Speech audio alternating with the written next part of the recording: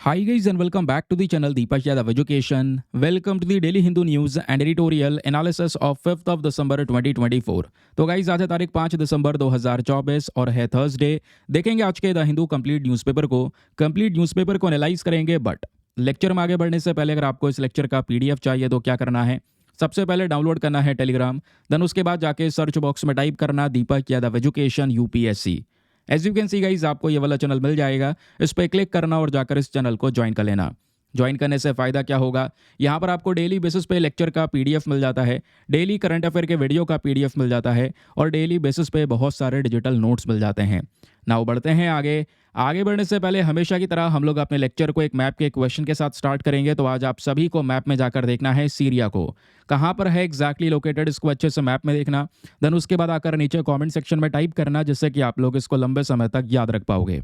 तो चलिए शुभ आरंभ करते हैं और चलते हैं सबसे पहले थंबनेल वाले इंपॉर्टेंट आर्टिकल की तरफ। तो दोस्तों पिछले 2 से 3 दिनों के अंदर में जितने भी इंपॉर्टेंट न्यूज़पेपर हैं, चाहे वो द हिंदू हो, इंडियन एक्सप्रेस हो, लाइव मिंट हो, इकोनॉमिक टाइम्स हो, सभी जगह पे इस आर्टिकल का कवरेज आपने देखा होगा कि जो FSSAI नाम की बॉडी है, जिसको हम लोग बोलते हैं food safety and standards authority of India, जिसका मेन काम है भारत के अंदर में फूड सेफ्टी को मेंटेन करके रखना। इस बॉडी ने रिसेंटली जो पैकेज ड्रिंकिंग वाटर होता है, इसको हाई रिस्क आइटम के कैटेगरी में डाल दिया है। ऐसे दोस्तों आर्टिकल्स आप लोगों ने देखे होंगे कि package mineral drinking water now in a high risk food category, ये बात FSSAI ने मेंशन की है। तो बहुत सारी चीज़ें हैं यहाँ पे डिस्कस करने के लिए। पहली बात मैं आपको ये भी ऐड करके बता देता हूँ कि जो हाई रिस्क फूड कैटेगरी के अंदर जो आइटम्स ऐड करे गए हैं, इसमें केवल वाटर बॉटल ही नहीं है, ऐसे बहुत सारी और भी चीज़ें हैं, चाहे वो डेयरी हो, मीट हो, फिश, एग, ऐसे बहुत सारे आइटम्स को ऐड किया गया है। लेकिन स्पेशल फोकस ऑब्वियस ही बात है यहाँ पे ड्रिंकिंग वाटर बॉटल के ऊपर में किया जा रहा है, क्योंकि इसका मार्केट बहुत ही ज़्यादा बड़ा है करंट समय पर। अब क्वेश्चन ये आता है, सर ये हाई रिस्क कैटेगरी के आइटम्स क्या होते हैं, और स्पेशली वाटर को, पानी में क्या दिक्कत है, पानी क्या डेंजर हो सकता है, पानी को इस कैटेगरी में क्यों रखा गया है, ज़रा ये भी समझाइए। दोस्तों जब हम बात करते हैं हाई रिस्क फूड के बारे में, जिसको लेकर मतलब कह सकते हैं एक इंसान को प्रॉब्लम्स हो सकती हैं, उस वाले फूड को हाई रिस्क फूड की कैटेगरी में ऐड किया जाता है ना। अब जितने भी फूड प्रोडक्ट्स हैं जिसको हम हाई रिस्क की कैटेगरी में ऐड कर देंगे, इससे क्या होगा, वो जो फूड है वो FSSAI बॉडी के नज़रियों में आ जाएगा और फिर अब वो क्या करेंगे, रेगुलर बेसिस पे इंस्पेक्शन करते रहेंगे, देखते रहेंगे कि भाई जहाँ पर भी ये फूड प्रोड्यूस हो रहा है वहाँ पे एक सेफ्टी को मेंटेन किया जा रहा है, नहीं किया जा रहा है, वो क्वालिटी प्रोडक्ट को मेंटेन कर रहे हैं या नहीं कर रहे हैं। तो उस क्वालिटी को मेंटेन करने के लिए इन आइटम्स को हाई रिस्क कैटेगरी वाले पोर्शन में ऐड कर दिया जाता है। नाउ क्वेश्चन यहाँ पर ये आता है, आखिरकार ये वाटर को इस हाई रिस्क कैटेगरी में क्यों ऐड किया गया। तो दोस्तों ये है FSSAI का डिसीजन। इन्होंने बोला कि आज जो पैकेज ड्रिंकिंग वाटर का इस्तेमाल करते हैं, जिसको आप मिनरल वाटर भी कहते हैं, ऐसा नहीं है कि यहाँ पर ये सेफ़ नहीं है, इसको लेकर एक बहुत बड़ी चिंता हो गई है, सभी को टेंशन लेने की ज़रूरत है, ऐसा कुछ भी नहीं है। ऐसा नहीं है बहुत ज़्यादा अनसेफ हो चुका है ये, नहीं, बस खाली इसको इस कैटेगरी में इसलिए रखा गया है ताकि एक स्ट्रिक्टर सेफ्टी प्रोटोकॉल्स को फॉलो किया जा सके। कहने का मतलब है अच्छी क्वालिटी मेंटेन किया जा सके। ऐसा नहीं है कि यहाँ पर आगे कुछ नहीं हो सकता, तो हम चाहते हैं जो क्वालिटी है उसको मेंटेन करके रखें, इसलिए हम रेगुलर बेसिस पे ये इंस्पेक्शन करते रहेंगे कि जो वाटर मार्केट में आ रहा है पैकेज ड्रिंकिंग वाटर, ये हाई क्वालिटी का है या नहीं है, जो कि एक अच्छा स्टेप भी है। अब ये जो नोटिफिकेशन दोस्तों वैसे नवंबर 27 को ही इशू कर दिया गया था, लेकिन उसके बाद ढेरों न्यूज़ आर्टिकल पिछले 2 दिनों में पब्लिश होना शुरू हुए हैं। कल भी हमारे न्यूज़पेपर में ये आर्टिकल पब्लिश हुआ था। इसमें एक अच्छा काम और किया गया है, जैसे अगर आप देखेंगे कि आपको इस प्रकार के प्रोडक्ट्स बनाने हैं तो आपको लाइसेंस लेना होता है। तो पहले 2-2 लाइसेंस की आवश्यकता पड़ती थी, डुअल सर्टिफिकेशन लेना पड़ता था, यानी ब्यूरो ऑफ इंडियन स्टैंडर्ड का सर्टिफिकेशन हो गया, फूड सेफ्टी लाइसेंस हो गया, ये सब लेना पड़ता था। तो गवर्नमेंट ने रिसेंटली इस प्रकार के ढेर सारे लाइसेंस का जो पूरा प्रोसेस है इसको कर दिया है ख़त्म। यहाँ पे आपको इतने सारे लाइसेंस लेने की रिक्वायरमेंट नहीं है। इससे क्या होगा, जो बिज़नेस हैं वो और आराम से चल पाएंगे या नए लोग बिज़नेस में उतर पाएंगे। कई बार क्या होता है, इस प्रकार का जो कॉम्प्लेक्सिटी है या इतने सारे डॉक्यूमेंटेशन है, इसकी वजह से बिज़नेस यहाँ पे नहीं ग्रो कर पाते हैं। तो ये लाइसेंस वाला जो मामला है इसको थोड़ा सा काउंटर किया गया। दूसरी चीज़, ये मामले को सिंपल कर दिया गया है, इतने सारे लाइसेंस की रिक्वायरमेंट नहीं होगी, तो सिंपल सी बात है बिज़नेस करना थोड़ा सा सिंप्लीफाई हो जाएगा।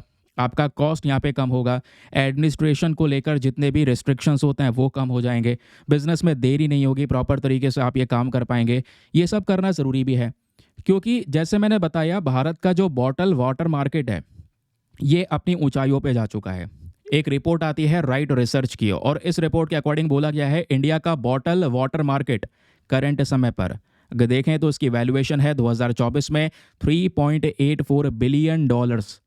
इतना तक का मार्केट वैल्यूएशन दोस्तों टच कर चुका है ये वाटर बॉटल। तो डिमांड्स ऑब्वियस सी बातें इंक्रीज हुई हैं, लोगों का प्रेफरेंस बन चुका है ये पैकेज वाटर। तो हमें लोगों की सेफ्टी के लिए इसको हाई क्वालिटी वाला जो प्रोडक्ट है उसको मेंटेन करके रखना होगा। तो इसलिए रेगुलेटरी चेकअप्स की आवश्यकता है। और रेगुलेटरी चेकअप्स क्या होंगे? बेसिकली समय समय पर यहाँ पर इंस्पेक्शन होता रहेगा ताकि मार्केट में ये सेफ वाटर पहुँचता रहे, जिसकी वजह से इसको अभी हाई रिस्क कैटेगरी आइटम में कवर किया गया। नाउ क्वेश्चन यहाँ पर यह है, सर ये हाई रिस्क फूड का मतलब क्या होता है? वैसे तो मैं आपको बता चुका हूँ। अब देखो, जैसे हमने वाटर के साथ साथ और भी ढेरों आइटम्स को इस वाले कैटेगरी में ऐड किया है, तो अब FSSAI food safety and standard authority of India की जिम्मेदारी होती है कि वो चेक करते रहेंगे, अपने कुछ डेजिग्नेटेड फूड सेफ्टी ऑफिसर्स बनाएंगे। उन ऑफिसर्स को बार बार यहाँ पे भेजा जाएगा इनके प्रोडक्शन यूनिट के अंदर में, ताकि वो जाँच कर सके, इंस्पेक्शंस कर सकें और स्ट्रिक्ट तरीके से जो रेगुलेशंस है उसको लगा सकें। अब जो स्टेट और यूनियन टेरिटरी के फूड कमिश्नर्स होते हैं, इनको भी पावर दी जाएगी कि ये भैया जितना भी इंस्पेक्शन प्रोसेस होगा उसको मॉनिटर करेंगे, ठीक है। और जहाँ पर भी इसका प्रोडक्शन चल रहा है वो सब अलग से सेफ्टी रेगुलेशंस को फॉलो करने चाहिए, इस बात का ध्यान रखना चाहिए। फिर उसके अलावा दोस्तों ये जो इंस्पेक्शन है कब होगा? जब जब ज़रूरत लगेगी तब तब इंस्पेक्शन हो जाएगा, या मान लो मार्केट से कोई कंप्लेंट आ गई या फिर कोई इमरजेंसी आ गई या कोई बीमारी फैल गई, तो उस दौरान इंस्पेक्शन किया जाएगा, देखा जाएगा कि ये प्रोडक्ट सही है या नहीं है। तो इस वजह से आपको स्पेशली कंज्यूमर्स को कोई ज़्यादा फेक प्रोडक्ट नहीं मिल पाएगा, इसलिए FSSAI का ये इंपॉर्टेंट स्टेप है। तो आई होप आपको ये जो न्यूज़ आर्टिकल है वो समझ में आ चुका है कि एग्जैक्टली क्या चल रहा है पूरा मामला। लेकिन अब एग्जामिनेशन के लिए एक और इम्पोर्टेंट चीज़ है, वो है आपका FSSAI। यूपीएससी इसको लेकर ऑलरेडी एक क्वेश्चन पूछ चुका है, तो याद रखिएगा इस बॉडी के बारे में, अक्सर ये न्यूज़ में रहती है। ये एक ऑटोनमस स्टैचुरी बॉडी है। स्टैचुरी बॉडी यानी इसको एक एक्ट के माध्यम से हमने तैयार किया है। वो एक्ट कौन सा है? वो है food safety and standard act of 2006। एक ऑटोनमस बॉडी है, बहुत सारे डिसीजंस ये खुद से लेने का काम करती है। अब 2006 में कानून आया, उसके बाद FSSAI आया। लेकिन 2006 से पहले क्या कोई दूसरी बॉडी नहीं हुआ करती थी जो हमारे फूड को एक सेफ्टी बेसिस पर देखने का काम कर सके? ऐसा नहीं है दोस्तों। FSSAI से पहले बहुत सारी बॉडीज़ हुआ करती थी, जैसे prevention of food adulteration act, यानी खाने के अंदर जो मिलावट है उसको रोकने के लिए ये एक्ट था 1954 का। फिर आपके फ्रूट प्रोडक्ट ऑर्डर 1955 हो गया, मीट फूड प्रोडक्ट्स ऑर्डर 1973 हो गया। ऐसे ढेर सारे एक्ट थे, लेकिन ये बहुत कॉम्प्लेक्स प्रोसेस था क्योंकि बहुत सारे मिनिस्ट्रीज़ वगैरह, बहुत सारे डिपार्टमेंट्स हुआ करते थे। नाउ फाइनली सबको हटाकर केवल एक बॉडी बनाई गई जिसका नाम है FSSAI। तो इस वाले एक्ट का या इस वाली अथॉरिटी का जिसकी हम बात कर रहे हैं, इसका मेन पर्पस क्या है? एक सिंगल बॉडी होना, और वो हर प्रकार के फूड सेफ्टी का ध्यान रखेगी हमारे देश के अंदर में। इसकी रिस्पॉन्सिबिलिटी है पब्लिक हेल्थ की प्रोटेक्शन करना, उसको प्रमोट करना, और ये पब्लिक हेल्थ तभी ध्यान में रखा जा सकता है जब उनके पास में हाई क्वालिटी का फूड पहुंचता रहे। ये FSSAI दोस्तों ministry of health and family welfare के अंडर में काम करता है। इसका मेन हेडक्वार्टर न्यू दिल्ली में है, लेकिन इसके छोटे छोटे रीजनल ऑफिसेज भी हैं हमारे देश के 8 अलग अलग जोन्स के अंदर में। ये ध्यान रखने वाली बात है क्योंकि इंपॉर्टेंट है, ऐसे ऑफिसेज वगैरह पूछ लिए जाते हैं, चाहे वो टी बोर्ड का एग्जाम पे ले लो, यूपीएससी का प्रीवियस ईयर क्वेश्चन का। फिर बात आती है इस बॉडी के चेयरपर्सन और चीफ एग्जीक्यूटिव ऑफिसर के बारे में। देखिए, इसमें एक चेयरपर्सन होते हैं और एक होते हैं चीफ एग्जीक्यूटिव ऑफिसर। दोनों को अपॉइंट करती है हमारी सेंट्रल गवर्नमेंट, केंद्र सरकार। इसमें जो चेयरपर्सन होते हैं ना, वो बेसिकली यहाँ पर रैंक ऑफ सेक्रेटरी को बिलोंग करते हैं। जो सेक्रेटरी रैंक का यहाँ पर व्यक्ति है स्पेशली गवर्नमेंट ऑफ इंडिया के अंदर में, उन्हीं को चेयरपर्सन बनाया जाता है इस FSSAI के अंदर में। बस ये एक बेसिक पॉइंट है, यहीं से यूपीएससी ने क्वेश्चन पूछा था। अब आप आराम से हैंडल कर सकते हैं अगर कोई भी चीज़ न्यूज़ में आती है। बाकी अगर हम मेंस के पर्सपेक्टिव से देखें तो एक बार क्या होता है, वर्ल्ड ट्रेड ऑर्गेनाइजेशन जो इंपॉर्टेंट बॉडी है, व्यापार को लेकर बात करती है, इसके फंक्शंस को लेकर सवाल पूछ लिया। आप चाहे तो चेक कर सकते हैं कि भैया इसके फंक्शंस को समझाइए, वो भी मेंस के अंदर क्वेश्चन था। तो पॉसिबिलिटी है FSSAI के फंक्शन और पावर्स के बारे में पूछा जा सकता है। तो फंक्शंस और पावर्स दोस्तों आपके सामने ये सभी प्रेजेंट हैं। अब जैसे यहाँ पर क्या क्या चीज़ें हैं, इसका मेन काम क्या है भाई? जो फूड है उसको, उसकी सेफ्टी को मेंटेन करना, लाइसेंस प्रोवाइड करवाना, फूड बिजनेस को रजिस्ट्रेशन करना, है ना, फूड सेफ्टी लॉज को लेकर आना, उसको रेगुलेट करना, फूड सेफ्टी और फूड क्वालिटी को मॉनिटर करना, उस पर निगरानी रखना, प्रॉपर तरीके से इवैल्यूएशन करना, जांच करना, ट्रेनिंग और अवेयरनेस प्रोवाइड करवाना फूड सेफ्टी को लेकर, फूड फोर्टिफिकेशन को प्रमोट करना ताकि फूड के न्यूट्रिशन को इम्प्रूव किया जा सके। तो ये सारे इसके फंक्शंस एंड पावर्स है, जिसको थोड़ा बहुत आइडिया रखेंगे तो कहीं पर भी कैसा भी क्वेश्चन आएगा आप लिंक कर पाएंगे। तो ये आर्टिकल प्रीलिम्स और मेंस दोनों में ऐसे इंपॉर्टेंट हो सकता है। ऐसे ही दोस्तों हम बाकी सारे न्यूज़ आर्टिकल्स को भी कवर करने वाले हैं, लेकिन आगे बढ़ने से पहले एक इंपॉर्टेंट इन्फॉर्मेशन, अगर आप लोग हमारे पेड ग्रुप्स को ज्वाइन करना चाहते हैं तो आपके पास में बढ़िया मौका है इसको ज्वाइन करने के लिए। यहाँ पर आपको डेली बेसिस पे करंट नोट्स के पीडीएफ वगैरह प्रोवाइड करवाए जाते हैं।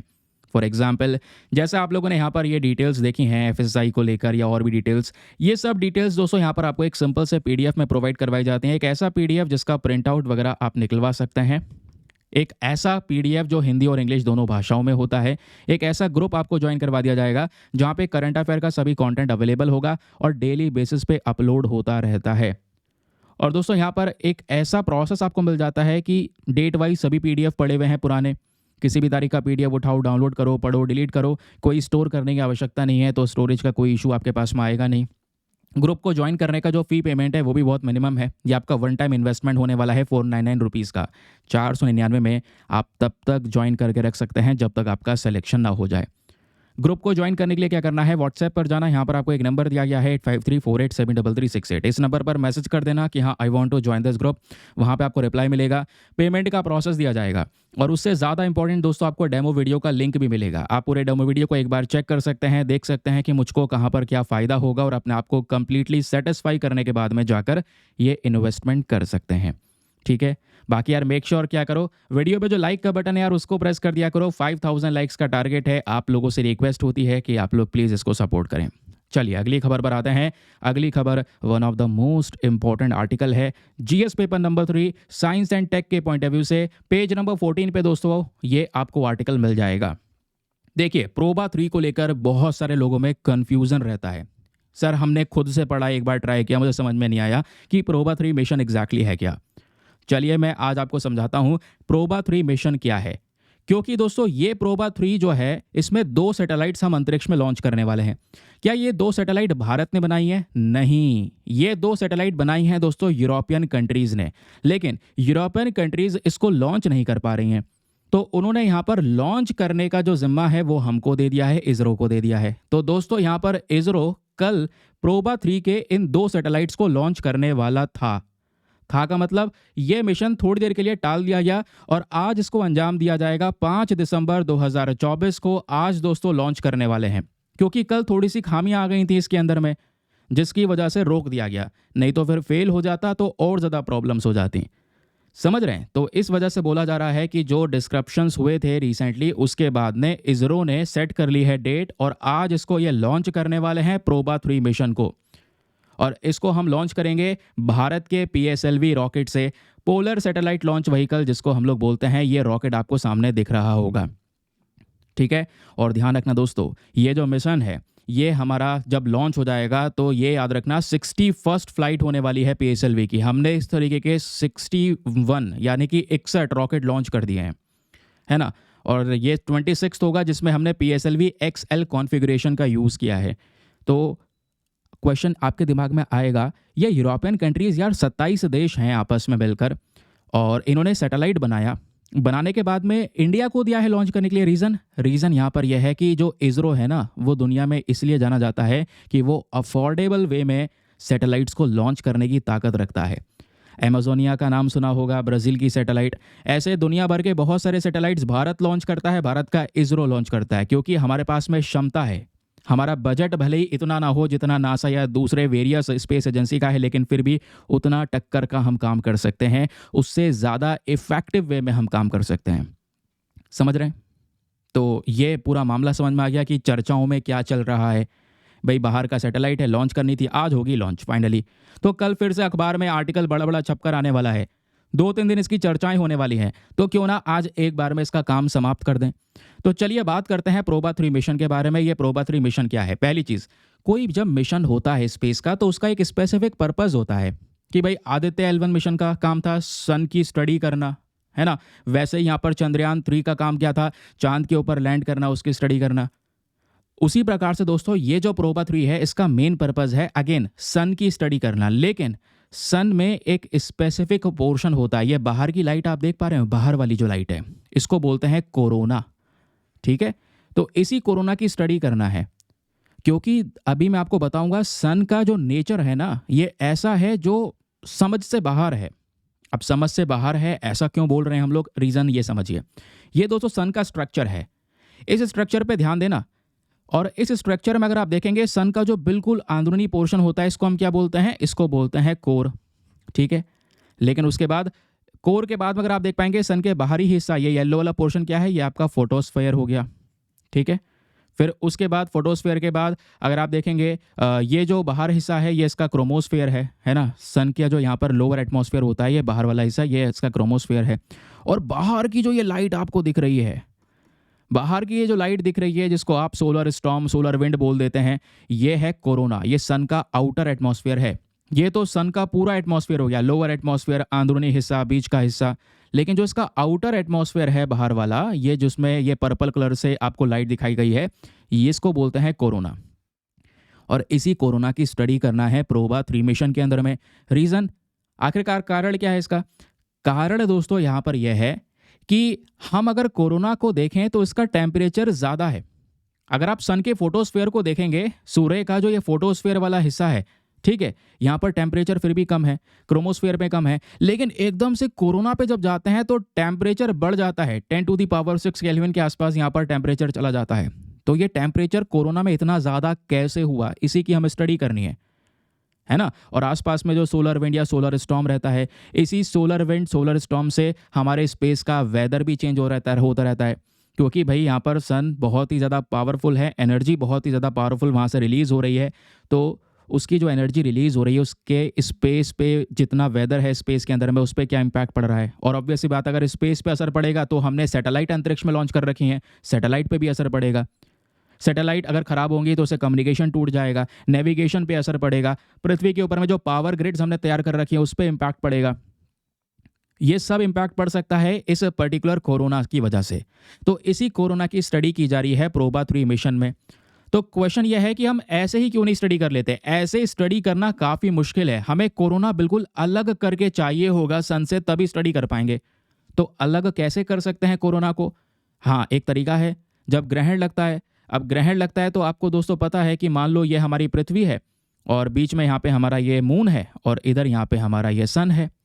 तो ग्रहण जब लगता है तो एग्जैक्टली होता क्या है, जो मून है, जो चंद्रमा है, वो यहाँ पर सूर्य और पृथ्वी के बीच में आ जाता है। तो आप इधर से देखेंगे तो आपको सूर्य सही से दिखाई नहीं देता, सूर्य ढक जाता है ना।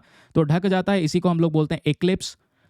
ऐसा दिखाई देता है ना। तो एक्लिप्स हो जाता है। तो एक्लिप्स होने के बाद में क्या होगा, सन के किनारे किनारे की जो रेज हैं दोस्तों वही यहाँ पर केवल और केवल नजर आती हैं। ये ऐसा नहीं दिखाई देता, ये सन को ढक देता है मून, तब वहाँ पर एक्लिप्स कहलाता है, जिसको हम लोग बोलते हैं ग्रहण।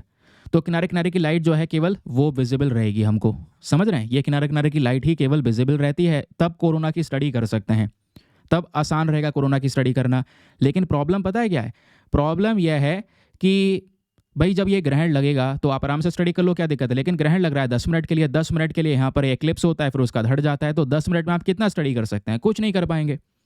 तो हमारा मेन टारगेट है कि प्रोबा 3 मिशन के अंदर में हम एक आर्टिफिशियल एक्लिप्स को क्रिएट करेंगे। आर्टिफिशियल ग्रहण लगाने वाले हैं, जिसके बाद जो सन का कोरोना है वो काफ़ी घंटों तक हमारे लिए अवेलेबल रहेगा और हम उसकी स्टडी कर पाएंगे। अब ये करेंगे कैसे, आर्टिफिशियल ग्रहण कैसे लगाएंगे?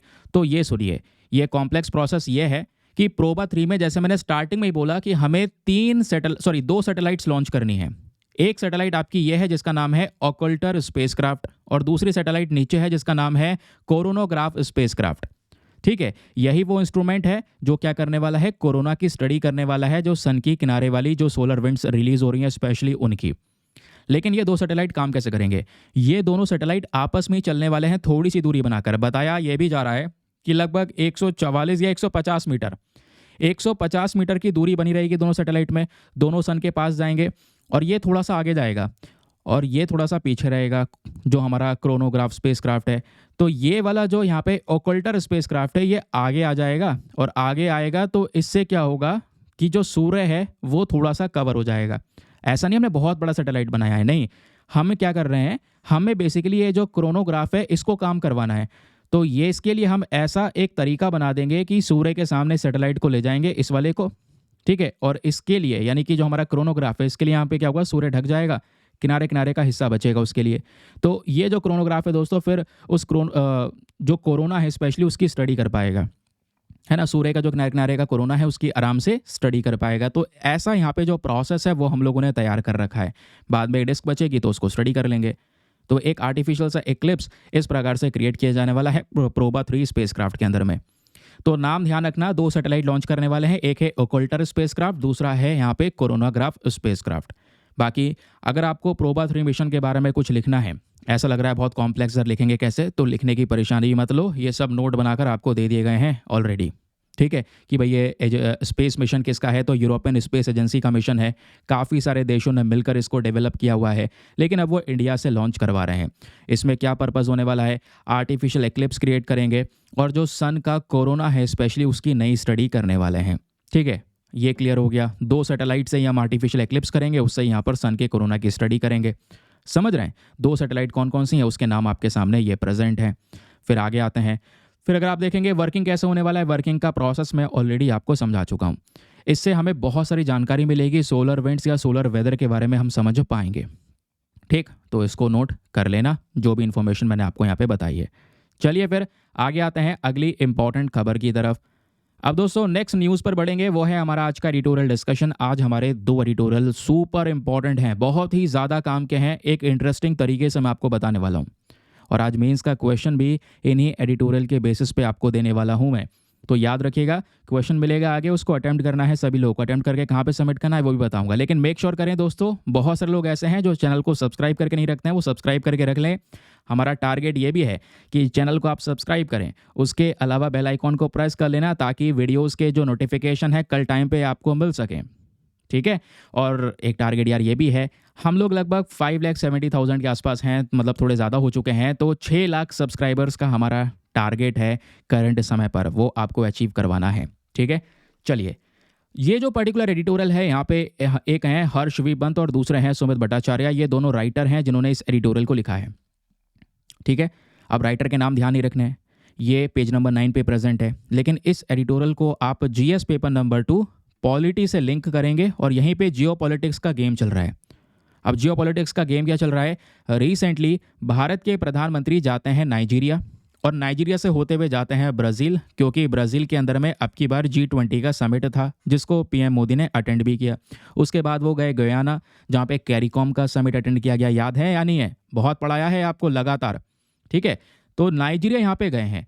तो दोस्तों यहाँ पे बोला जा रहा है भारत के लिए अफ्रीका में, स्पेशली जो ये वेस्टर्न अफ्रीका है, क्योंकि अफ्रीका का ये वाला पोर्शन वेस्टर्न हो गया, ये ईस्टर्न हो गया, ऊपर नॉर्थ हो गया, नीचे साउथ हो गया, सिंपल सी बात है। तो वेस्टर्न अफ्रीका में नाइजीरिया एक बहुत इंपॉर्टेंट कंट्री है, और केवल भारत के लिए नहीं, चाइना के लिए भी। चाइना ने बिलियंस ऑफ डॉलर्स का इन्वेस्टमेंट किया है नाइजीरिया में, जिसका रिटर्न चाइना को मिलता है। तो हमें भी यहाँ पे उस प्रकार का इन्वेस्टमेंट करना होगा नाइजीरिया के अंदर में, क्योंकि नाइजीरिया भारत के साथ में अच्छे संबंध बनाता है। और दूसरी बात, नाइजीरिया यहाँ पे दोस्तों एक ऐसी होप में बैठा है कि कहीं ना कहीं, क्योंकि इंडिया ग्लोबल साउथ का लीडर कहलाता है, तो ग्लोबल साउथ के लीडर में नाइजीरिया को हम साथ में लेकर चलेंगे, जो कि हमें करना होगा, क्योंकि नाइजीरिया का अपने आप में एक इन्फ्लुएंस है अफ्रीका के अंदर में। अगर मान लो नाइजीरिया के साथ में रिलेशंस एस्टेब्लिश कर लिए बहुत ज़्यादा बेहतरीन तरीके से, तो आप समझना अफ्रीका के आधे से ज़्यादा पोर्शन में आपका इन्फ्लुएंस बन जाएगा। यही काम चाइना ने किया है, वही चीज़ यहाँ पे राइटर एक्सप्लेन कर रहे हैं। लेकिन अभी मैं ये पूरा एक्सप्लेनेशन आपको समझाऊं, बहुत सरल तरीके से बताऊंगा। ये हो सकता है एडिटोरियल आपको दिखाई ना पड़े, है ना, कि भाई यहाँ पर क्या पढ़ रहा है, क्या चल रहा है, क्या नहीं चल रहा है। ये इस समय पर ऐसा तो क्लियरली दिखाई दे रहा है ना, तो इसको मैंने बांट दिया है सेक्शंस में, तो एक एक करके समझेंगे। लेकिन पहले नाइजीरिया घूम के आते हैं। चलो, ये है दोस्तों यहाँ पर इंडिया और हमें चलना है नाइजीरिया। नाइजीरिया एक अफ्रीकन कंट्री है और अफ्रीका में वेस्टर्न पोर्शन, तो वेस्टर्न पोर्शन ये वाला हो गया, इसको कर दो भाई जूम। अब ये जूम कर दोगे तो ये है, अच्छा खासा लैंड एरिया है नाइजीरिया का। आसपास बहुत सारे कंट्रीज़ हैं जो उसके साथ में बॉर्डर्स को शेयर करते हैं। इधर आप लोग देख पाओगे, ऊपर नाइजर है, बगल में बेनिन है, फिर नीचे कैमरून है, ऊपर चैड है, ये बाउंड्रीज़ को शेयर कर रहे हैं। नाइजीरिया की कैपिटल यहाँ पे अबूजा है।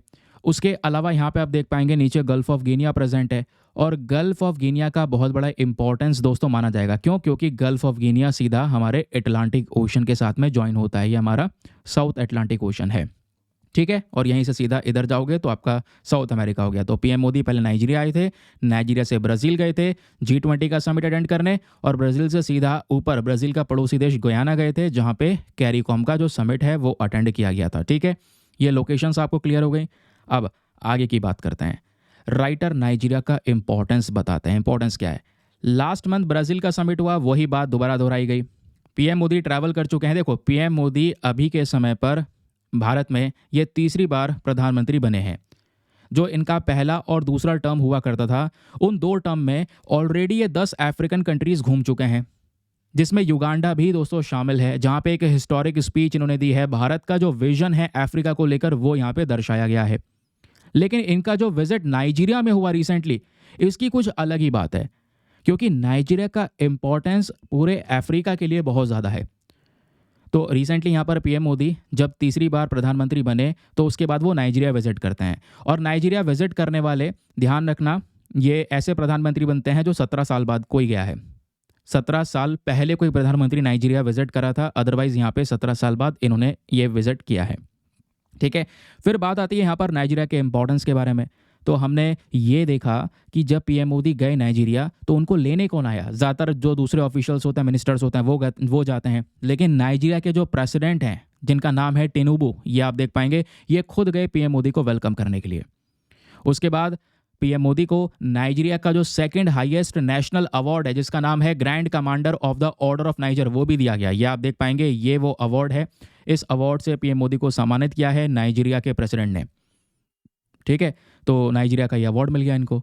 दूसरी बात दोस्तों ये ध्यान में रखिए, नाइजीरिया का ये अवार्ड मिलना थोड़ा सा यूनिक रहा, क्योंकि इससे पहले अगर किसी को नाइजीरिया ने इस प्रकार का सम्मान दिया है तो वो क्वीन एलिजाबेथ II को दिया है। तब से ये वाला जो अवार्ड है किसी को नहीं दिया गया। इवन जी जिनपिंग भी गए तो ना ही चाइनीज़ प्रेसिडेंट, किसी को भी यहाँ पर अवार्ड नहीं मिला है, लेकिन पीएम मोदी को इस अवार्ड से सम्मानित किया गया।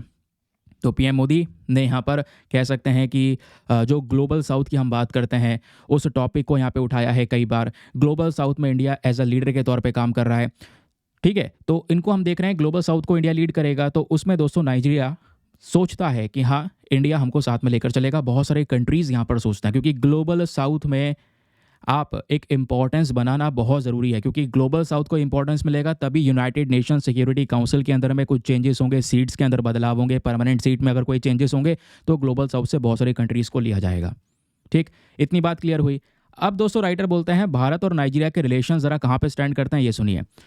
नाइजीरिया इकोनॉमिकली भी और डेमोक्रेसी के बेसिस पे भी देखोगे तो लार्जेस्ट कंट्री है पूरे अफ्रीका में।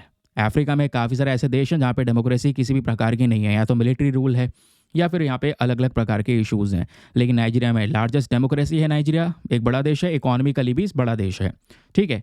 फिर उसके बाद क्योंकि नाइजीरिया में बहुत सारा कच्चा तेल प्रेजेंट है, तो ज़्यादातर जो पैसा है या जो इकॉनमी है इनकी, वो कच्चे तेल की वजह से रन करती है।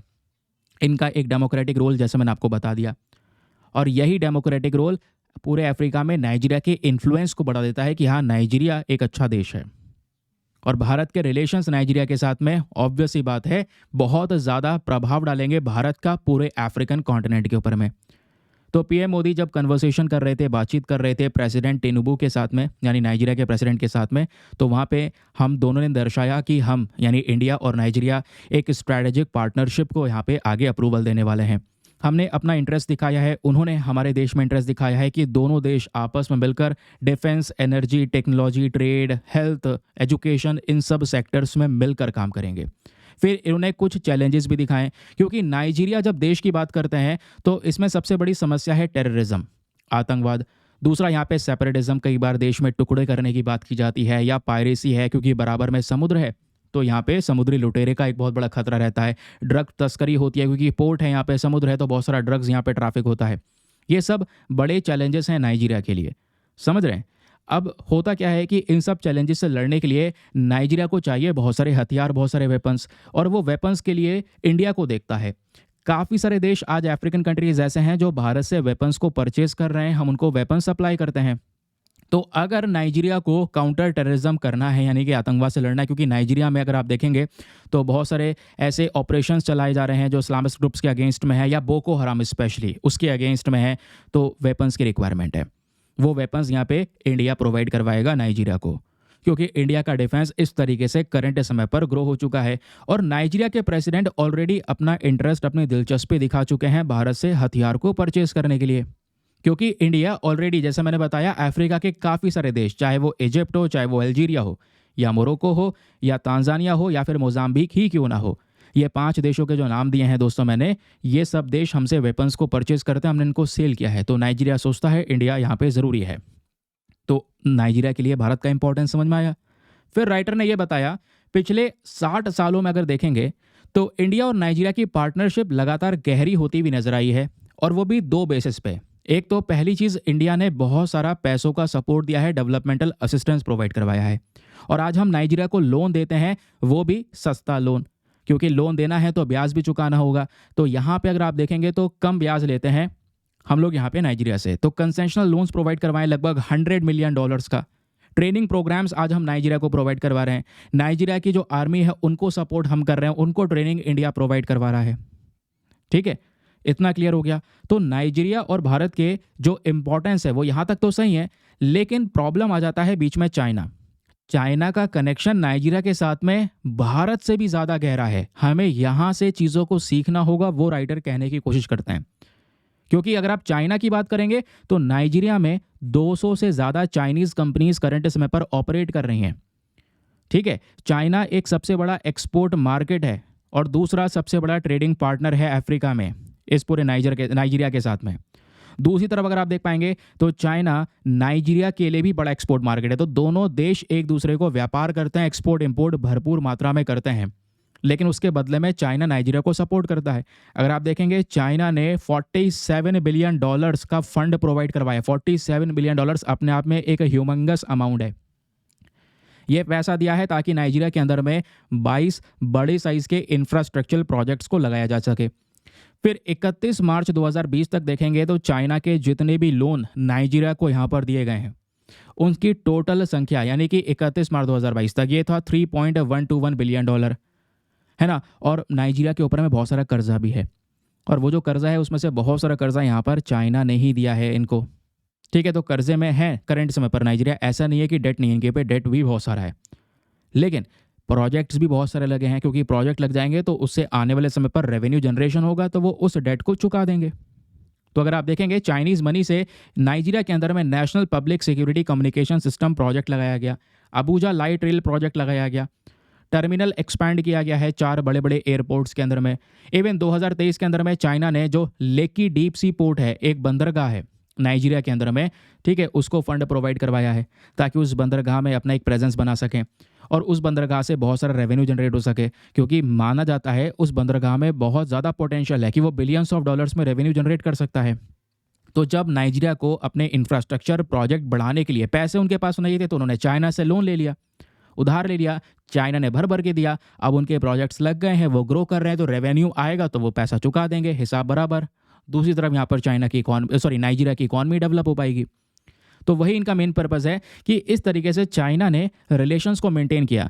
उसके बदले में क्या चाइना को कुछ नहीं मिला? बहुत कुछ मिला। चाइना की बड़ी बड़ी कंपनीज का दबदबा है आज नाइजीरिया में, हुआवी कंपनी का दबदबा है, अभी मैं आपको बताता हूँ। तो दोस्तों यहाँ पे क्या होता है कि अगर आप देखेंगे चाइना की जो टेक्नोलॉजी है, ऑब्वियसली बात है टेक्नोलॉजी के मामले में चाइना बहुत आगे है। तो हुआवी इनकी कंपनी है, हुआवी का एक बड़ा प्रेजेंस नाइजीरिया के अंदर में है। 2019 से अगर आप देखोगे तो हुआवी ने लगभग 2000 नाइजीरियन यूथ को ट्रेन किया है। वहाँ के civil servants, ministries, department, agencies, government employees तक में यहाँ पे हुआवी कंपनी पहुँच चुकी है। उन सबको ट्रेन कर रही है कि कैसे साइबर सिक्योरिटी स्ट्रैटेजी अपनाई जा सकती है, साइबर अटैक से कैसे लड़ा जा सकता है। तो उनकी सरकार तक नाइजीरिया की सरकार तक चाइना घुस चुका है, चाइना की कंपनीज घुस चुकी हैं। फिर हुआवी की बात होती है दोस्तों, तो हुआवी ने नाइजीरिया में 27,000 से ज़्यादा मोबाइल टावर्स लगा रखे हैं। 1000 किलोमीटर्स का फाइबर ऑप्टिक केबल यानी वाईफाई वगैरह नाइजीरिया में जो चल रहा है 10,000 किलोमीटर तक की रेंज में, मैसिव रेंज है, ये सब ऑपरेट कर रहा है हुआवी अकेला। और केवल इतने ही नहीं दोस्तों, आज नाइजीरिया के जो लैंड बॉर्डर्स हैं वहाँ पर इलेक्ट्रॉनिक सर्विलांस सिस्टम लगाने की बात हो रही है, वो भी हुआवी ही लगाएगा ऐसा बोला जा रहा है। तो चाइना का प्रेजेंस आप देख पा रहे हैं नाइजीरिया में किस लेवल पर हो चुका है। इवन यहाँ पर नाइजीरिया डिपेंडेंट हो रहा है चाइना के ऊपर में। आज वो एक्टिव है नाइजीरिया के माइनिंग सेक्टर में। और पता है इसका असर कहाँ पे दिखाई दिया?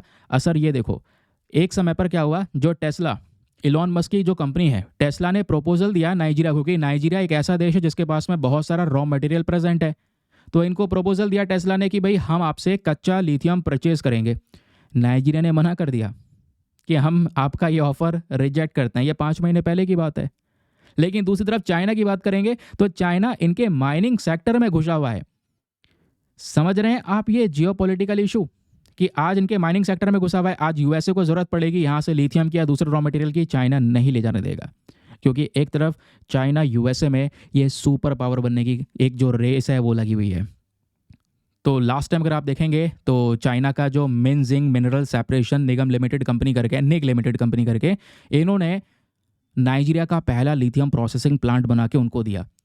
माइनिंग सेक्टर में चाइना की बड़ी बड़ी कंपनीज इन्वॉल्व हो चुकी हैं।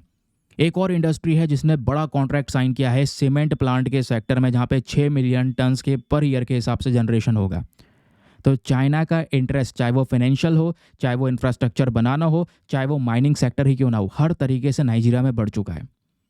लेकिन इंडिया केवल और केवल यहाँ पर ट्रेड के बेसिस पर इसका एक पार्टनर रहा है। और ट्रेड में भी दोस्तों हुआ क्या है, पिछले कुछ समय पर नाइजीरिया के साथ में हमारा व्यापार कम हुआ है। हमें यहाँ पे सीखना होगा, क्योंकि 2021-22 में नाइजीरिया के साथ इंडिया का व्यापार था $14.95 बिलियन का, और 2023-24 में यही व्यापार कम होके हो गया $7.89 बिलियन का। समझ रहे हैं क्यों? क्योंकि नाइजीरिया से हम ज़्यादातर जो क्रूड ऑयल होता है, कच्चा तेल होता है, वही परचेज करते हैं। लेकिन हमने ये देखा रशिया हमको डिस्काउंट में कच्चा तेल दे रहा था, तो हम रशिया की साइड चले गए, रशिया से कच्चा तेल परचेज करने लगा, तो जिस वजह से नाइजीरिया के साथ में व्यापार हमारा घट गया। तो अब हमें सोचना होगा कि कैसे और कौन कौन से कॉन्सेप्ट्स हो सकते हैं जहां पे भारत और नाइजीरिया अपने रिलेशंस को और ज़्यादा वेल एस्टेब्लिश कर सकते हैं। पीएम मोदी की जो विजिट नाइजीरिया में रही है, इसकी वजह से नाइजीरिया देश चर्चाओं में आ गया काफ़ी सारी जगहों पर। तो अभी ऐसे बहुत सारे एफर्ट्स की ज़रूरत है। हमें एक बहुत कॉन्क्रीट स्टेप्स उठाने की आवश्यकता है जहां पे हम नाइजीरिया को सपोर्ट कर सकें, नाइजीरिया उसके रिस्पॉन्स में जिस तरह का जो चाइना को वैल्यू दे रहा है वैसा इंडिया को दे सके। समझ रहे हैं? तो ये है यहाँ पर रिलेशंस। इंडिया का स्ट्रैटेजिक फोकस ऐसा होना चाहिए वेस्ट अफ्रीका के ऊपर। चलिए आगे आते हैं। नाउ नाइजीरिया की लोकेशन तो आपको बता ही चुका हूँ क्या है, कहाँ पर है, कौन कौन सी कंट्रीज़ इसके पास में हैं। ये आपके सामने एक स्लाइड लगी हुई है, इसकी टेरिटोरियल कंट्रीज़ के बारे में बात हो रही है। तो इसमें जो नाइजर है इसके नॉर्थ में है, जैसे मैंने आपको बता दिया था। चैड और कैमरून जो है इसके ईस्ट में है, ये है चैड, ये है कैमरून। बेनिन इसके वेस्ट में है, ये है। और इधर नीचे अटलांटिक ओशन है, ये आपका गल्फ ऑफ गिनिया हो गया। ठीक है, चलिए आगे आते हैं। बाकी रिलेशंस हम डिस्कस कर ही चुके हैं व्यापार वगैरह के मामले में। अगला एडिटोरियल सुपर इंपॉर्टेंट है। इस एडिटोरियल को जीएस पेपर नंबर 2 पॉलिटी के साथ में लिंक कर सकते हैं आप सभी लोग, और ये एडिटोरियल हमारा पेज नंबर 8 पर प्रेजेंट है। यहाँ पे बात हो रही है जो कैश ट्रांसफ़र स्कीम महिलाओं के लिए आजकल चलाई जा रही है, क्या ये पॉलिटिक्स में एक नया मोड़ आ चुका है सत्ता में आने के लिए, सरकार बनाने के लिए? अगर आ चुका है तो इस कैश ट्रांसफ़र स्कीम के फ़ायदे और नुकसान क्या हो सकते हैं, वो राइटर ने एक्सप्लेन किया है। ज़बरदस्त टॉपिक मैं आपको कहूँगा, और एक अच्छा क्वेश्चन देने वाला हूँ। उसको लिखना है, उसका उत्तर लिखना है आपको, तभी देखा जाएगा कि आप कितना ज़्यादा यहाँ पर चीज़ों को गेन कर पाएँ। मामला क्या है ज़रा सुनिएगा। अभी हाल ही में 2 राज्यों के इलेक्शन बहुत ज़्यादा चर्चा में रहे। महाराष्ट्र के अंदर और झारखंड असेंबली इलेक्शंस होते हैं। महाराष्ट्र में बीजेपी गवर्नमेंट बनाती है, महायुति अलायंस आपने सुना है, ठीक है। उसमें यहाँ पर बीजेपी का इन्वॉल्वमेंट है और भी पॉलिटिकल पार्टीज इन्वॉल्व हैं। फिर दूसरी तरफ यहाँ पर झारखंड के अंदर जेएमएम ने यहाँ पे अपनी सरकार बना ली है। तो दोनों स्टेट्स के अंदर, दोनों राज्यों में इलेक्शंस होते हैं। और जब इलेक्शंस होते हैं दोस्तों, तो यहाँ पे आप देखिएगा कि इन्होंने एक बड़ा स्टेप चला है, वो है कैश ट्रांसफ़र स्कीम का। इलेक्शन से पहले, क्योंकि यहाँ पे सरकारें इनकी चल रही थी पहले भी, तो इन्होंने क्या किया, कैश ट्रांसफ़र स्कीम चला दी कि इनके राज्यों में जो महिलाएं हैं उनको कैश दिया जाएगा। फॉर एग्जाम्पल जो महायुति अलायंस है, यहाँ पे हम बात कर रहे हैं एनडीए गवर्नमेंट की। महाराष्ट्र में एनडीए गवर्नमेंट पहले रूल कर रही थी, तो इन्होंने अभी अगस्त के महीने में एक स्कीम चलाई जिसका नाम है मुख्यमंत्री माझी लड़की बहन योजना। और ये जो योजना है, यहाँ पे महिलाओं को हर महीने 1500 रुपये देने की बात की गई कि वो महिला जिनका बैंक अकाउंट है, आधार कार्ड से लिंक है, उनको 1500 रुपीज़ पर मंथ दिया जाएगा। ठीक है। और यही काम केवल रूलिंग पार्टी का नहीं है, यही काम दोस्तों झारखंड में ने भी किया, क्योंकि अब झारखंड में जो सरकार है वो ओपोजिशन पार्टी की है।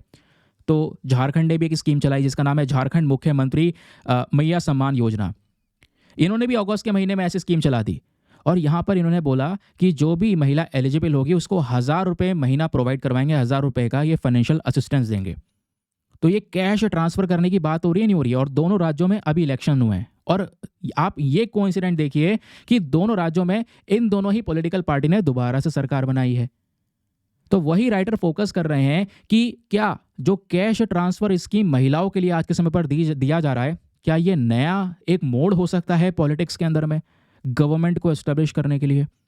क्योंकि डायरेक्ट जो कैश ट्रांसफर स्कीम है, ऐसा नहीं है कि यहाँ पर बहुत ज़्यादा बुरा है, लेकिन ऐसा भी नहीं है कि बहुत ज़्यादा अच्छा है ना। क्योंकि ये ऐसी स्कीम्स तो अगर आप देखेंगे इसमें एक गलत चीज़ ये भी कि है, आपने जो भी कमियां की हैं उसको छिपाने के लिए आपने लास्ट में एक कैश ट्रांसफर स्कीम चला दी, जिससे आपने दोबारा गवर्नमेंट बना ली पैसा देकर, डेवलपमेंट के बेसिस पे नहीं किया। तो ये भी हो सकता है, क्योंकि अगर हम देखेंगे एक्सिस बैंक की रिपोर्ट ये बोलती है कि ये जो स्कीम है केवल 1-2 राज्यों में नहीं है, 14 राज्यों में चल रही है। 14 स्टेट्स ऑलरेडी ऐसी स्कीम्स को फॉलो कर रहे हैं जहां पे ऑलमोस्ट इंडिया की जो एडल्ट फीमेल पॉपुलेशन है उनको कवर किया जा रहा है। ये फीमेल पॉपुलेशन का पावर इंक्रीज हो रहा है करंट समय पर, स्पेशली पॉलिटिक्स के अंदर में, इलेक्शंस के अंदर में, वोट के अंदर में। अब आप कहोगे ऐसा क्यों, इतने सारे राज्य ये क्यों चला रहे हैं? क्या वेमेन की पॉपुलैरिटी बढ़ रही है? क्या ये जो पॉलिसी है वेमेन को लेकर वो यहाँ पर इंक्रीज हो रही है? ऐसा क्यों, रीज़न क्या है? चलिए अब राइटर यहाँ पर रीज़न बताते हैं। राइटर बोलते हैं इसके पीछे 4 मेजर रीजंस हैं जिसके लिए आज सारी की सारी राज्य सरकार महिलाओं के लिए यहाँ पर इस प्रकार की पॉलिसीज़ को चला रहे हैं, उनको कैश ट्रांसफ़र कर रहे हैं। अच्छा, वो 4 रीज़न कौन कौन से हैं? चलिए भाई, नंबर 1 रीज़न, फर्स्ट क्या है, पिछले कुछ समय पर वेमेन का वोटर वाले सेक्शन में प्रेजेंस बढ़ा है। एक समय था जहां पे महिलाओं का प्रेजेंस वोटिंग के मामले में 1962 में 47% के आसपास का था, आज ये फिगर बढ़कर 66% हो चुका है। और यही केस दोस्तों स्टेट असेंबली इलेक्शंस में भी है। तो महिलाओं की वोटिंग पावर आज एक बड़ा रोल प्ले कर रही है ना, इन इलेक्शंस के अंदर में, ये यहाँ पे बोला गया। और बहुत सारी वेमेन कॉन्स्टिट्यूंसीज आपको देखने को मिल जाती हैं। और इसी वजह से रिसेंटली आप देख पाओगे पार्लियामेंट ने वेमेन रिजर्वेशन बिल पास किया था। जो ये बिल पास किया गया है यहाँ पे फोकस किया है नारी शक्ति के ऊपर में, पॉलिटिक्स में महिलाओं को बढ़ावा देने के लिए। आज वोटिंग पावर भी इंक्रीज हो रहा है। तो सभी स्टेट्स यहाँ पर यह देख पा रहे हैं कि इलेक्शंस के अंदर में जीतना है, तो आज के समय पर एक जो फीमेल वोटर है इसको नज़रअंदाज नहीं किया जा सकता। अगर आपने कहीं पर भी फीमेल वोटर को अवॉइड कर दिया या डिसरिगार्ड कर दिया तो इससे यहाँ पर आपको बहुत बड़ा खामियाजा भुगतना पड़ सकता है। यही चीज़ें दोस्तों आज स्टेट गवर्नमेंट्स फॉलो कर रही हैं। तो पहला रीज़न तो ये हो गया जिस वजह से वेमेन के लिए, महिलाओं के लिए इस प्रकार की जो पॉलिसीज़ हैं या कैश ट्रांसफ़र स्कीम्स है वो चलाई जा रही हैं। दूसरा यहाँ पे राइटर बताते हैं वो है by passing the middle man. आप देख पाएंगे हुआ क्या है, डीबीटी यानी कि डायरेक्ट बेनिफिट ट्रांसफर स्कीम को चलाया जा रहा है। अब जो ये पैसा ट्रांसफर किया जा रहा है इनके बैंक अकाउंट में वो डायरेक्ट बेनिफिट ट्रांसफर के माध्यम से हो रहा है, यानी डायरेक्टली कैश ट्रांसफर कर रहे हैं उनके बैंक अकाउंट में। बीच में कोई बिचौलिया नहीं है, कोई मिडिल मैन नहीं है। पहले जैसे हुआ करता था, कोई स्कीम चलती थी तो बीच में यहाँ पर एक इंसान होता था जो पैसा डिस्ट्रीब्यूट करता था बाकी लोगों तक, लेकिन वो बहुत सारा पैसा खा जाता था, करप्शन बढ़ जाता था उससे। बट ऐसा यहाँ पे इसमें कोई करप्शन नहीं है, क्योंकि जिसके पास में अकाउंट है, आधार कार्ड से लिंक है, ठीक है, उसके बैंक में डायरेक्टली यहाँ पर ये ट्रांसफर हो जाएगा, गवर्नमेंट डायरेक्ट कर देगी, तो लीकेज वगैरह का कोई इशू नहीं आएगा, बीच में कोई पैसा नहीं खा सकता। तो इससे एक रिलेशनशिप अच्छा बैठता है। एक पर्टिकुलर इंडिविजुअल लीडर जो इस स्कीम को चला रहा है और उस एरिया के जो नागरिक हैं उनके रिलेशन अच्छे बैठते हैं कि हाँ भाई हमारे पास तक पैसा पहुँच रहा है, ये गवर्नमेंट पैसा दे रही है ना, पैसा आ रहा है, काम चल रहा है, तो कोई दिक्कत नहीं है, वोट देंगे इनको अगली बार, ये काम हो रहा है दोस्तों। फिर अगर आप देखेंगे तीसरा जो मेन रीज़न बताया गया है कि वो कैश ट्रांसफ़र एक ईजी प्रोसेस है भाई, क्योंकि अगर मान लो किसी गवर्नमेंट को वैसे क्या करना चाहिए था, डेवलपमेंट के ऊपर फोकस करना चाहिए था। डेवलपमेंट के बाद में इंफ्रास्ट्रक्चर बनाना, लोगों को स्किल्स प्रोवाइड करवाना, जिससे यहाँ पर वो बहुत सारी कह सकते हैं नौकरी ले सकें, उनको एम्प्लॉयमेंट अपॉर्चुनिटीज़ प्रोवाइड करवाना। वैसे तो ये सब चीज़ें होता जिसके आधार पर लोग अपने आप ही वोट देते, है ना। जो भी पॉलिटिकल पार्टीज़ हैं बेटर काम करेंगे, अपना वोट मिलेगा। लेकिन यहाँ पे क्या है, आपने ये सब काम नहीं किया पहले पिछले 5 सालों में, और अब रातों रात तो कर नहीं सकते। तो एक अच्छा ऑप्शन यही है कि क्यों ना पैसों को लेकर स्कीम शुरू कर दी जाए। 2 महीने पहले यहाँ पर यह पैसों को लेकर स्कीम शुरू कर दी गई, जिस वजह से यहाँ पर लोगों को पैसा मिला, लोग सेटिस्फाई हो गए, आ गए वोट आपके पास में। समझ रहे हैं? वही बात यहाँ पे बोली गई है कि अगर आप स्कूल्स को अच्छा करना चाहते हैं, हॉस्पिटल या नया पब्लिक इंफ्रास्ट्रक्चर बनाना चाहते हैं, तो ये सब एक रात में नहीं होगा। इस प्रोजेक्ट में प्लानिंग, इन्वेस्टमेंट, हर चीज़ लगता है। तो आपने क्या सोचा, लास्ट में स्कीम चला दी, काम खत्म। तो कैश ट्रांसफ़र स्कीम के ये नुकसान भी हैं। एक तरफ फ़ायदा भी हो सकता है कि हाँ, जो महिलाएं हैं, फीमेल हैं, चलो उनको अमाउंट मिलना चाहिए, क्योंकि बहुत सारी अनपेड वर्कर्स है, घर में काम कर रही हैं, उनको कोई इसका पेमेंट नहीं मिलता है। तो अगर ऐसा पैसा मिल जाएगा तो सही है, उनके डेवलपमेंट के लिए यहाँ पे यूज़ हो सकेगा। लेकिन दूसरी तरफ अगर आप देखेंगे तो ये खामियां भी इसमें आती हैं। फिर एडिशनली यहाँ पे क्या मेंशन किया गया है, इंडिया में जो पॉवर्टी है वो भी हाई रेट पर है। पुअर पीपल, मिडिल पीपल, आपको मिडिल इनकम वाले ज़्यादा लोग देखने को मिलेंगे, पुअर पीपल ज़्यादा देखने को मिलेंगे। तो उनको कोई फ़र्क नहीं पड़ता है। उनको यहाँ पे कहीं पर भी छूट मिली है, कहीं पर यहाँ पर उनको थोड़ा सा गेन हुआ है, तो बेसिकली यहाँ पर वो उसी की तरफ बढ़ेंगे जहाँ पे पैसा मिल गया है। ठीक है, क्योंकि उनको पता है कि भाई ये चीज़ हमको फ्री में मिल रही है या ये चीज़ यहाँ पे मिल रही है, ऐसी स्कीम है, तो फिर यहाँ पर हमको यही लेना चाहिए। समझ रहे हैं? तो इस वजह से भी आज के समय पर इस प्रकार की कैश बेनिफिट ट्रांसफ़र स्कीम ज़्यादा रोल प्ले कर रही हैं। फिर अगर आप देखेंगे, जैसे मैंने आपको बताया, चौथा एक और मेन चीज़ इसमें बताया जा रहा है, वो क्या है? वो यहाँ पर यह है कि आज हम लोग क्या कर रहे हैं, हम लोग बात करते हैं वेलफेयर स्ट्रैटेजी की, कल्याण की बात करते हैं, लेकिन दूसरी साइड में इस प्रकार के डायरेक्ट बेनिफिट ट्रांसफ़र स्कीम चलाना, ये कोई यहाँ पर मतलब एक ऑल्टरनेटिव का काम कर रहा है। आपने कोई वेलफेयर स्ट्रैटेजी नहीं चलाई है, लेकिन आप यहाँ पर पैसा दे रहे हैं इनको, और पैसा इनके हाथ में लोगों के पास में आ जाएगा, तो अपने हिसाब से ये पैसा खर्च कर सकते हैं। तो इस प्रकार की जो स्कीम है, ये इफेक्टिव सोल्यूशन होती है पॉवर्टी क्राइसिस के लिए। लोगों गरीबी से यहाँ पर ऑलरेडी परेशान हैं, उससे निकालने के लिए ऐसी स्कीम चला दी जाएगी, लोगों की यहाँ पे कुछ समस्याएं दूर हो जाएंगी, लोग खुश हैं, उसके बाद आपको वोट मिल जाएंगे। समझ रहे हैं? तो इससे यहाँ पर क्या हो रहा है, आज के समय पर लोगों के अंदर जो हार्डवर्क करने का एक कह सकते हैं इंटरेस्ट है या दिलचस्पी होती है, वो सब खत्म हो रही है।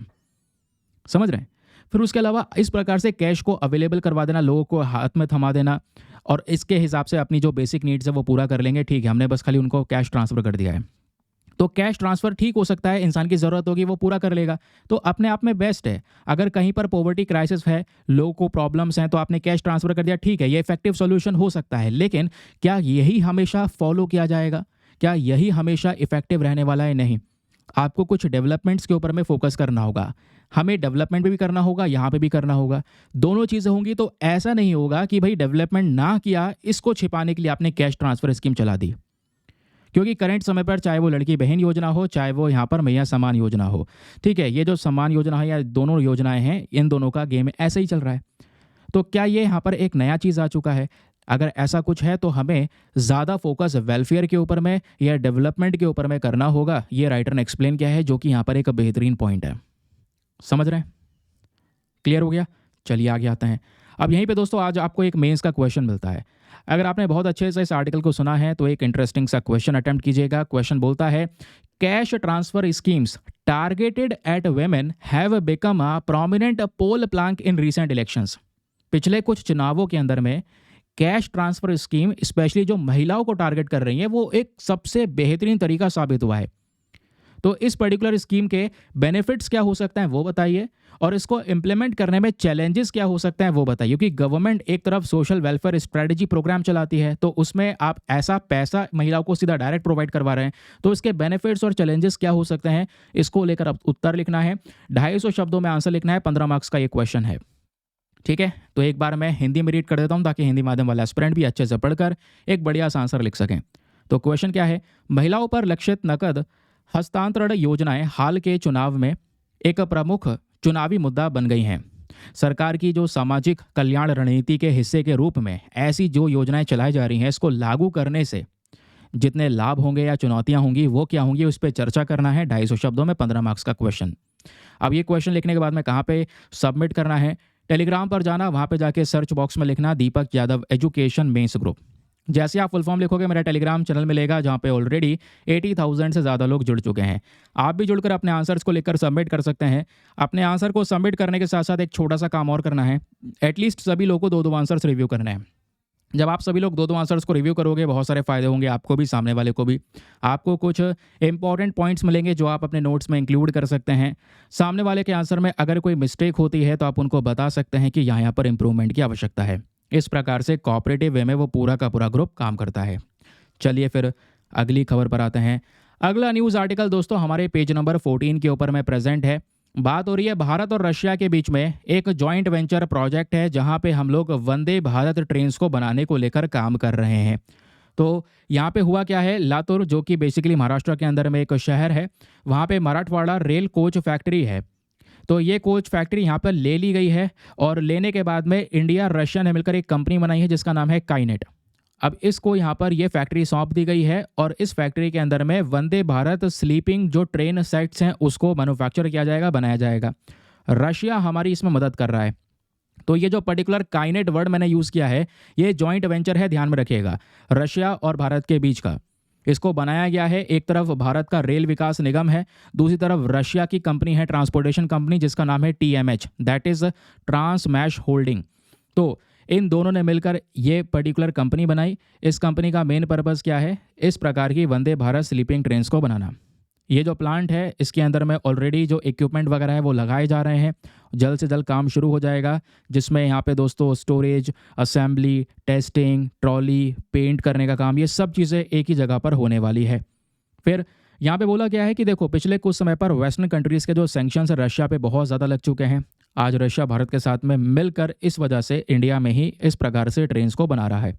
हम अपने हिसाब से बनवा रहे हैं, हम अपने डिज़ाइनिंग के हिसाब से बनवा रहे हैं, इसमें कॉस्ट भी बिलियंस ऑफ डॉलर्स का आने वाला है, समझ रहे हैं। तो अब क्या है, ये जो कंपनी है TMH रशिया की, वो ये देख रही है कि इनको सपोर्ट मिल जाए गवर्नमेंट का। तो गवर्नमेंट का सपोर्ट इनको मिल गया, अब जगह मिल गई है बनाने की, अब मैन्युफैक्चरिंग प्रोसेस शुरू हो जाएगा। आने वाले नेक्स्ट लगभग 1-2 साल के अंदर में एक नया डेमो हमारे पास में आ जाएगा। फिर उसके बाद ढेरों ट्रेनें, हज़ारों ट्रेनें से तैयार करी जाएंगी और वो ट्रेन दोस्तों भारत में चलेंगे, वंदे भारत ट्रेन की हम बात कर रहे हैं, ठीक है। तो यहाँ पे बोला जा रहा है काइनेट और इंडियन रेलवेज जो है ये प्रोसेस में है, यहाँ पे वंदे भारत स्लीपर ट्रेन तैयार की जा रही है। ये प्रोडक्शन कैपेसिटीज़ भारत में बनाई जाएंगी। उसके अलावा इन कंपनी को ज़रूरत होगी $150 मिलियन की, और रेवेन्यू यहाँ पर फिर जनरेट होना शुरू हो जाएगा नेक्स्ट ईयर के बाद से, जब पहला डेमो तैयार कर लेंगे, पहला यहाँ पर इस तरीके से प्रोजेक्ट रेडी हो जाएगा। तो यहाँ पे बोला जा रहा है कि जो काइनेट है इनको ये टारगेट दिया जाएगा कि आने वाले समय पर इनको लगभग 1920 वंदे भारत ट्रेन्स बनानी होगी। तो जल्द से जल्द ये ट्रेन्स बनाएंगे और इसको डिलीवर करेंगे इंडियन रेलवेज़ को, ताकि ये ट्रेन ज़्यादा से ज़्यादा चलाई जा सकें। तो ये कॉन्ट्रैक्ट दोस्तों ऑलरेडी लास्ट ईयर सितंबर के महीने में कर लिया गया था। इस प्रोजेक्ट में $6.5 बिलियन का कॉस्ट आएगा, जिसमें से $1.7 बिलियन तो सीधा हम ट्रेन्स को मैन्युफैक्चर करने में लगा देंगे, बाकी $4.8 बिलियन इन ट्रेन को मेंटेन करने में, आने वाले 35 साल तक इनका मेंटेनेंस का ध्यान भी रखा जाएगा। तो उसमें भी ये पैसा खर्च होने वाला है। तो भविष्य तक की यहाँ पर तैयारी करने के बाद में ये जो प्रोजेक्ट्स हैं वो रेडी किए जा रहे हैं। ध्यान रखिएगा, वंदे भारत प्रोजेक्ट जहाँ पे इंडिया रशिया दोनों मिलकर काम कर रहे हैं, जहाँ पे हम लोग बात कर रहे हैं हाई स्पीड वाली जो एक स्लीपिंग ट्रेन्स कोचेस की, जहाँ पे ये रेडी किए जाएंगे और रशिया हमारी हेल्प करेगा। चलिए आगे आते हैं नेक्स्ट न्यूज़ आर्टिकल की तरफ। अगला आर्टिकल दोस्तों पेज नंबर 1 पे प्रेजेंट है। मैंने स्टार्टिंग में बोल दिया था, बिल्कुल लास्ट में डिस्कस करूंगा। तो आप देख पाएंगे देवेंद्र फडणवीस ये यहाँ पे शपथ लेने वाले हैं महाराष्ट्र के चीफ मिनिस्टर के तौर पर, है ना। अभी तक महाराष्ट्र के चीफ मिनिस्टर एकनाथ शिंदे साहब हुआ करते थे, अब देवेंद्र फडणवीस बन जाएंगे।